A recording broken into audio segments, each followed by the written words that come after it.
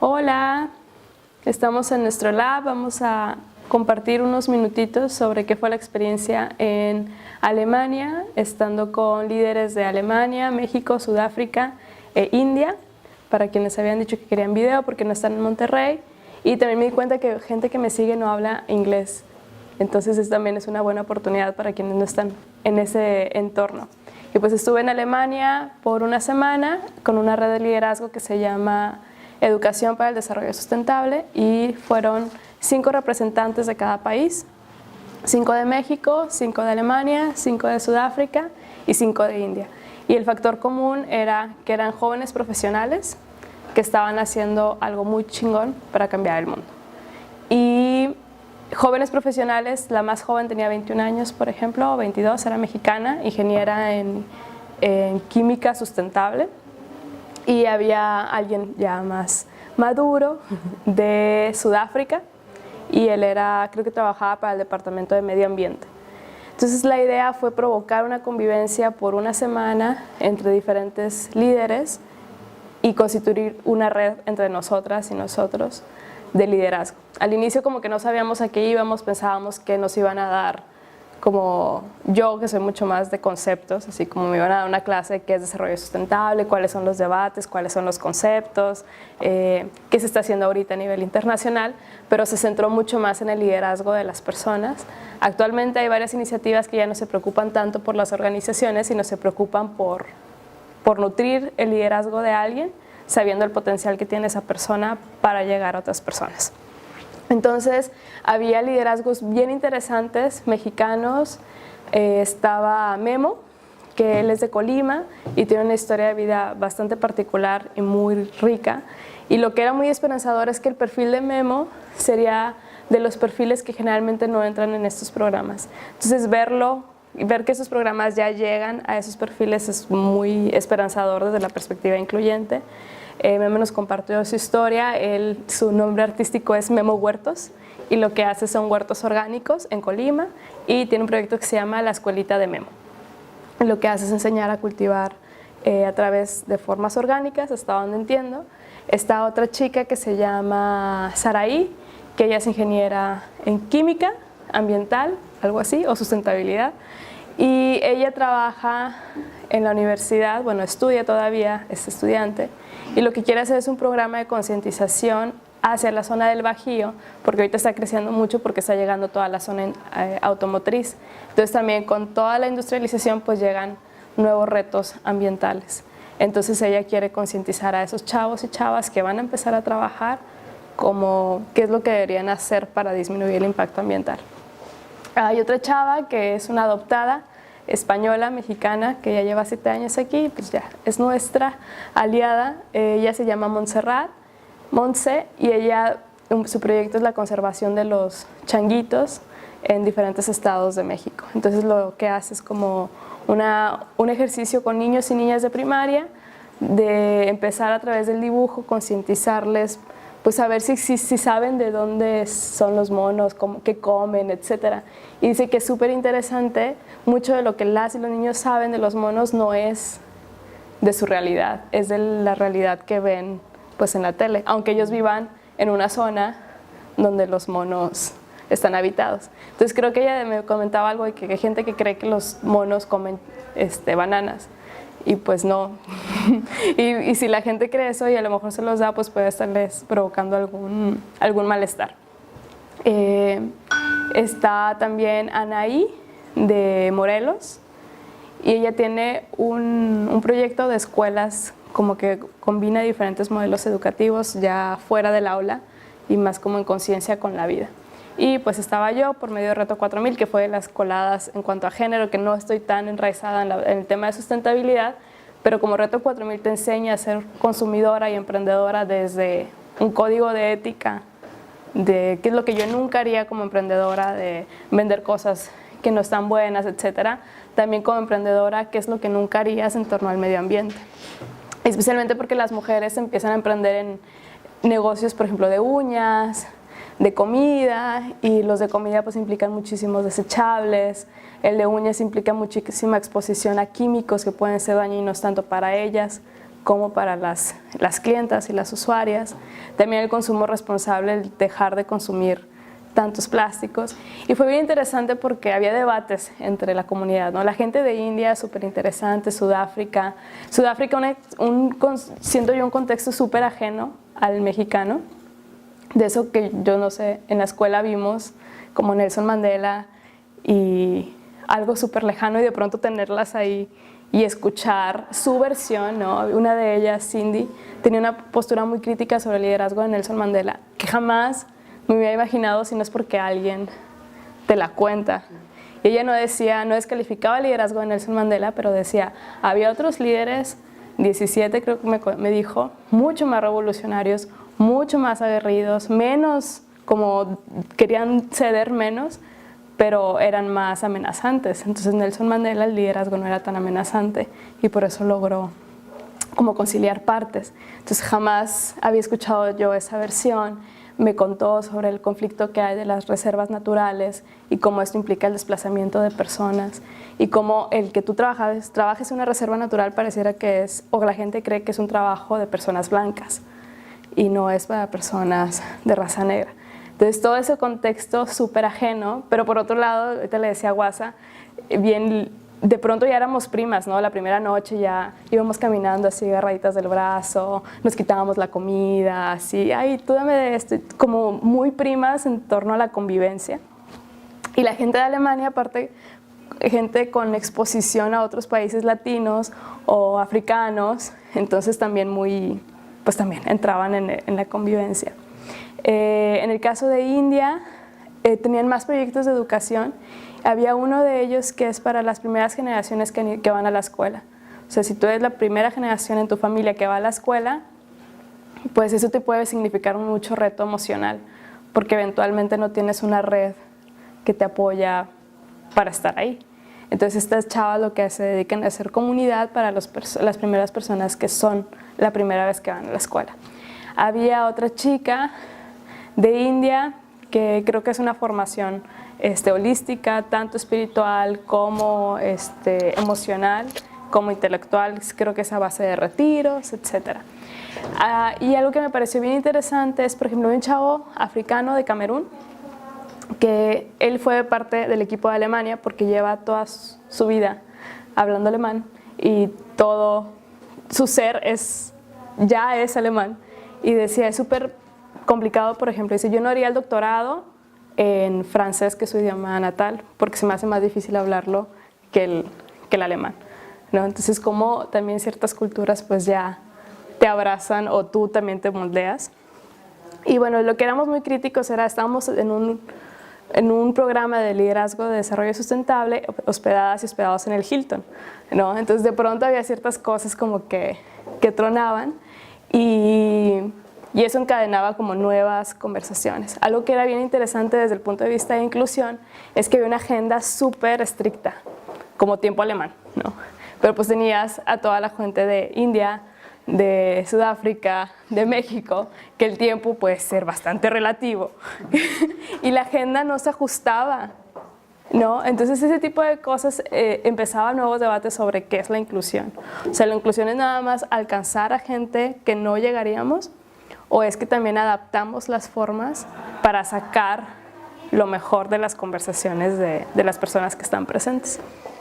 Otro de los debates que hubo es que, pues, esa era más bien una como observación mía, es que cuando yo estudié en Inglaterra había gente que tiene como la cruda de la colonización, ¿no? O sea, procuran ya no colonizarte, así como no te quiero colonizar a través del pensamiento, tampoco a través de las formas, y tienen mucho, mucho cuidado. Pero de pronto, nada más resulta que es muy interesante esas otras perspectivas sudafricanas, de India, de México, pero no pasan de ser interesantes. O sea, no se empiezan a incluir en, mira, sí, ¿por qué no nos detenemos en esa pregunta interesantísima que acaban de hacer? Y se sigue la agenda, como se dijo que iba a ser. Entonces, creo que había mucha reflexión en torno a lo que inclusión es en términos de liderazgo. Y también algo que personalmente una observación que hago es que creo que se tradujo liderazgos jóvenes profesionistas con poca experiencia. Y porque siento que de pronto los temas eran muy básicos y todo el mundo ya tenía muy buen sentido de los temas. Entonces también era interesante de qué suposiciones tenemos sobre los jóvenes líderes, de que no tienen experiencia. A lo mejor sí nos faltan más conceptos, faltan más estructuras, pero no significa la cero experiencia. Entonces había como mucha crítica en cuanto al contenido, que todo se evaluó y se les dio la retroalimentación. Y las cosas buenas que yo vi, le decía a Leo que toda esta idea surgió porque nos mandamos mensajes muy conmovida, yo y él me apapachaba en el momento, donde les decía, hay gente joven haciendo muchas cosas por gente joven y gente irreverente, o sea, no les importan las diferentes barreras que haya, ni del idioma, ni de la cultura, no se esperan a que haya un fondo que los financie, no se esperan a que haya una alianza institucional. Entonces eso es lo que a mí me llenaba de esperanza. Y por otro lado, desde estos ojos que yo no me puedo quitar de género, le decía a Leo que al final estábamos bailando ya en la fiesta de despedida y llega una alemana y nos cuenta a todas, ¿no? 1, 2, 3, creo que éramos como 10 mujeres bailando. Y dice, son 10 y todas son mujeres. Dice, en mi generación esto yo no lo vi, ¿no? Y con su puñito lo cerraba y así de power. Y eso es bien bonito el ver como las diferencias generacionales que ya poco a poco vamos conquistando. Y por otro lado, desde una investigación que hice yo hace como 2 años, que decía que los hombres que apoyan la sustentabilidad, el eje ambiental, generalmente son hombres que no construyen su identidad de ser hombres a raíz del dinero, ni de la sexualidad, ni del poder. Y estos hombres que salen de ese modelo, de ese molde, pueden ser personas homosexuales. Entonces se cumplía, ¿no? Ahí los hombres presentes tienen una sexualidad distinta a la heterosexual y también una apertura y quienes no eran homosexuales, ningún tipo de resistencia hacia la feminidad, ni ningún tipo de aversión o de estar como constantemente probando su virilidad, sino con mucha simpatía abrazando el poder de las mujeres. Y soy muy mala con las canciones, pero a mí lo que me emocionó mucho era en la canción de Beyoncé, donde estaba Who Run the World, Girls. Girls. Ajá. Entonces estábamos todas bailando y llegaban los chavos y fue súper bonito como pasarlos al centro y ellos bailaban, pero cuando teníamos como Who Run the World y nos aventaban la palabra y todas gritábamos, como esa energía donde nos apoyamos fue súper linda y pues al final lo que quisimos hacer fue una red de los países donde podamos irnos intercambiando experiencias y como ellos, según entiendo, este programa fomenta el liderazgo, es que el liderazgo no se quede pues ni en Elena, ni en Memo, ni en Monse, ni en Saraí, ni en ahí, sino Elena a quien lo lleva y a lo mejor a alguien de quien le llegue este mensaje le interesa hacer conexión con el proyecto en Sudáfrica, con el proyecto en India, con el proyecto en Alemania. Y si bien vamos a ser nosotras, estas personas que estemos yendo a los encuentros, no se limita el actuar de la red. Entonces, bueno, eso es a grandes rasgos y no sé si tengan dudas. Y creo, y bueno, más al rato, pero ya no por Facebook Live, podemos hacer conexión con Memo, que es el que tiene la escuelita de los huertos, y les digo de que no hay límites, porque Memo cuando presentó su plan dijo, mi plan, yo veo esto, 1 millón de huertos en tantos años, ¿no? Y pareciera desde el punto de vista así programático y maduro que dirías 1 millón de huertos es mucho, pero no, o sea, nadie se atreve ya a decir eso porque gente con tanto empuje, pues no vas a ser tú quien les ponga la cerca. Sí. Claro. Ahorita que comentas eso de que este proyecto de Memo en particular de 1 millón de huertos, justo ahora reciente en Inc. vimos de que nosotros, sobre todo los emprendedores mexicanos y emprendedoras mexicanas, tenemos primero la limitante de que pensamos mucho local, entonces satisfacer el mercado aquí. Entonces por eso en ocasiones tardamos un poquito más porque estamos enfocados a esto, porque nuestro país tiene muchos recursos y hay muchas cosas, ¿no? Pero por ejemplo, haciendo el ejemplo, alguien en Argentina, que su mercado es súper limitado, ellos desde que empiezan ya están viendo hacia dónde van a ir fuera en el mundo, ¿no? Entonces hacen cosas más grandes y aunque es la primera cosa que van a hacer, ya están en Silicon Valley, o no sé, o sea, más lanzados, luego quitar esa barrera de miedo, sino voy a por ello. Claro. Entonces yo creo que esa mentalidad es la que está teniendo él, de esos millones de huertos pues pueden estar en cualquier parte del mundo, ¿verdad? Claro. Entonces el pensar ya en grande y buscar cómo ejecutarlo, pues ya es súper valioso. Y qué padre, porque pues está joven, dices. Sí, bueno, es la de los menos jóvenes, pero igual es desde el empuje, desde la juventud, porque creo que con adultez también de pronto vienen pues las barreras o más responsabilidades que de pronto ya no te avientas más con tanta facilidad retos tan grandes. De hecho, me emociona que lo digas porque, por ejemplo, el de repente que ya no se empiecen a tomar en serio o en cuenta los jóvenes y que vean que, igual y tal vez como dices, de que tal vez nos faltan algunos conceptos, pero la cosa es que nosotros nos ponemos en acción, entonces aprendemos por medio de estar trabajando. Entonces, ahorita que dijiste que no, pues gente irreverente y todo, me da esperanza a mí porque de repente yo pues tengo mi estilo, mi forma de hablar y sé que a veces a las personas o generaciones más grandes los intimida o es como no me quieren tomar en serio porque me encanta estar alegre, me encanta estar haciendo bromas, pero cuando es cuestión de acción me pongo a trabajar. Claro. Entonces me da como esperanza de que tengo oportunidad también de poder ir y conectar y hacer redes a otros lugares que ya nos empiecen a voltear a las personas que estamos creando cambios y acciones y que no nada más se queda como en palabras. Y que nosotros somos jóvenes, pero hay generaciones de verdad, nos dijeron viejas y viejos de que nos usamos Facebook. Por ejemplo, o sea, las generaciones más abajo de 30 años o como en los 20 ya no usan Facebook. Sí. Usan, generalmente es Insta o YouTube y creo que allá hay un nuevo medio que se llama Funk. Y la chava que dio la conferencia, que fue de las conferencias que más me gustó, dijo como, ¿cuántos videos se imaginan que haya de cambio climático en YouTube? Y pues 4 millones creo que había. Dijo, se les hace mucho y pues quienes no sabemos de YouTube. Dijimos, sí, es un chorro. Dijo, ¿cuántos tutoriales creen que hay de usar maquillaje? No, y como 31 millones, una cosa así. Entonces dice, esa es nuestra competencia. O sea, realmente, si somos líderes en educar en diferentes ámbitos, porque la sustentabilidad no es nada más lo verde, que es generalmente lo que se le puede pensar, pero sustentabilidad tiene el eje social, el eje económico y el eje ambiental. Entonces, nuestra competencia, si tú quieres hablar a la gente joven, pues esta chava también decía que hay una nueva tendencia de videos que es, creo, tú jugando un videojuego y la gente te graba tú jugando el videojuego y de eso hay una cantidad de videos impresionante, millones y millones, que la gente ve. Entonces, esa es la competencia de quienes trabajamos en torno a la educación y el liderazgo, iniciativas sociales y cómo vamos a hacer para involucrar a las nuevas generaciones, que ese chava decía, a las nuevas generaciones no les importan los datos, les importa un ídolo, un role model que seguir. No les importa lo que has hecho, sino les importa poder relacionarse contigo. Y creo que son interesantes los diálogos, porque creo que esta red, que ya lleva tiempo constituida, no ha tenido gente tan joven como la gente que ahorita se incorpora. Entonces también quienes habían movido la red, pues ya son algunos y algunas veteranas. Y de pronto sí, las y los jóvenes, de pronto había fricciones, ¿no? Que hablábamos muy alto, que estábamos en el coffee break de la zona equivocada y ellos estaban teniendo una reunión importante. Pero pues esa convivencia entre generaciones en el liderazgo es lo que se necesita.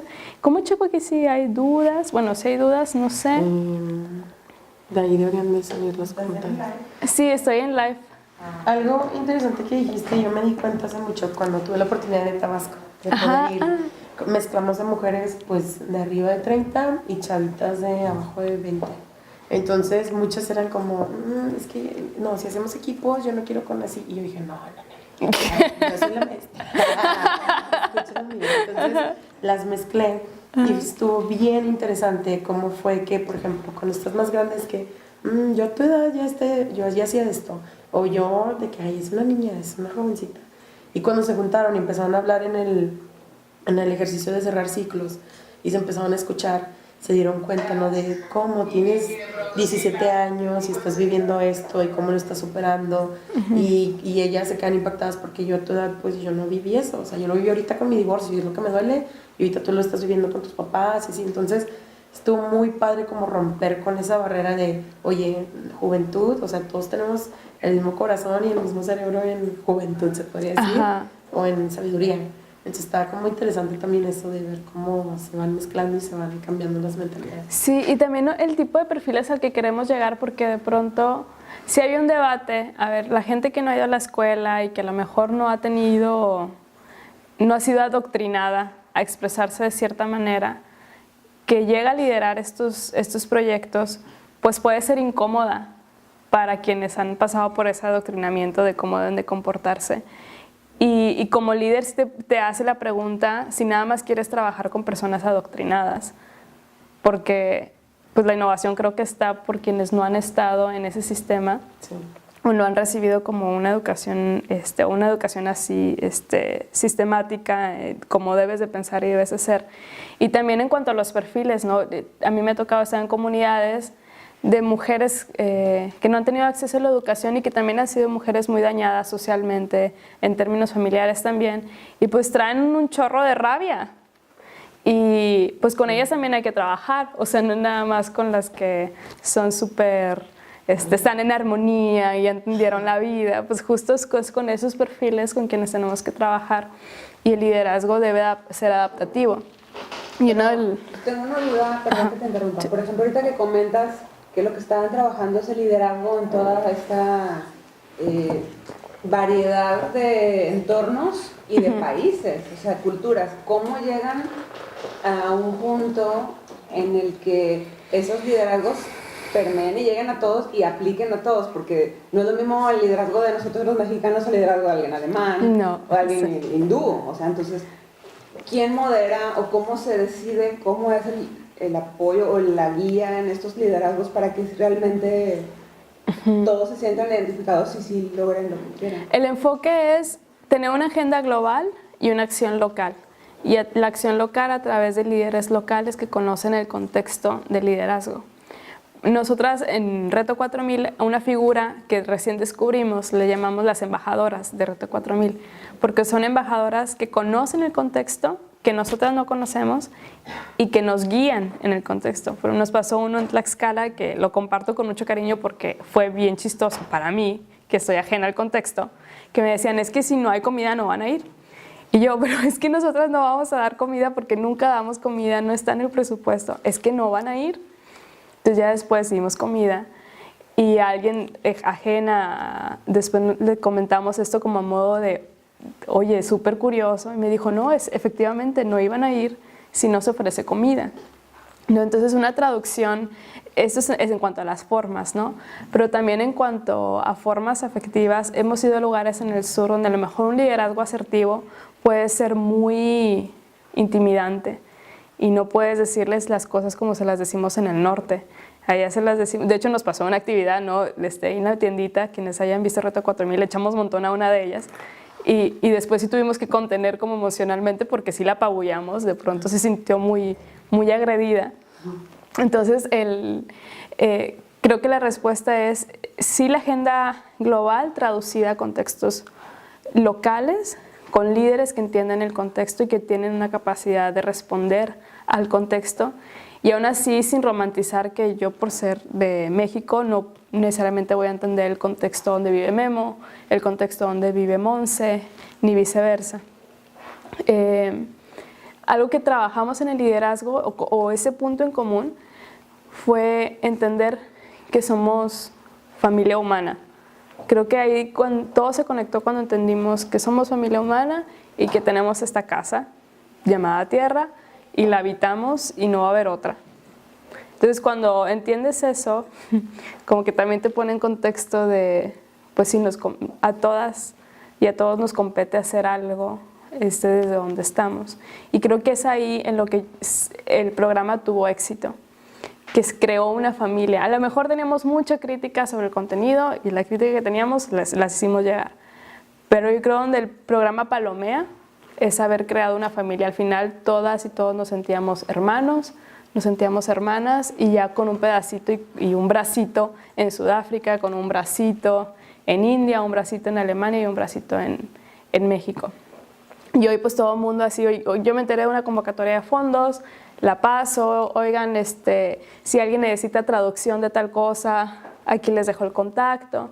Entonces, pues yo creo que en ese entendimiento de que estamos en el barco juntos y juntas, y ese fue yo creo otro aprendizaje muy grande, que la gente que estaba ahí entendía que la causa no es personal. O sea, tú no eres la causa, tú no encarnas la causa. Y cuando tú te das cuenta de eso, pues te das cuenta que tienes que aliarte con más personas y que también tienes que fomentar otras voces que vivan la misma causa, tal vez de manera distinta a la tuya. Y en ese sentido, como hacer y sumar fuerzas.